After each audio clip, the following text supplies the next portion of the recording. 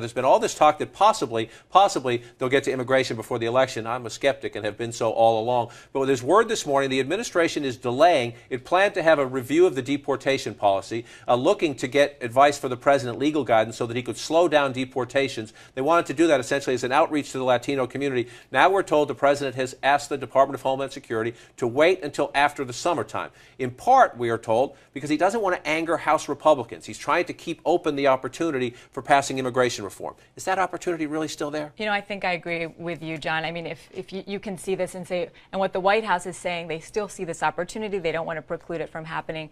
But then you really have to believe that you could get immigration reform this year. I think even with this, they think there's a 20 to 30% chance of getting it done this year. But you are going to see a push from Democrats now that the Republican primary season is winding down to try and get it through. And then we're going to be back to the old Washington blame game, so the White House and Democrats can say, oh, look here, we gave you the opening and you didn't take it. And can you see it getting down? I'm going to hold this up and we can show it on the screen as well. We got this from Breitbart.com. This is a conservative mailing from Eric Cantor. He's the #2 House Republican. If they're going to pass a bill that either has a path to citizenship or a more modest path to legal status, they're going to need Mr. Cantor on board. He has a Tea Party challenger, Jackie, who's not given much of a chance, and yet Eric Cantor is putting this in the mail, essentially saying, I'm going to block President Obama from granting amnesty. Doesn't that tell you all you need to know about the prospects before the election? Yeah, I think so. And I think a best case scenario, something marginal is done in the lame duck. But I agree. I mean, I don't think there's much hope, particularly when you see mailers like that from one of the top Republicans in the House.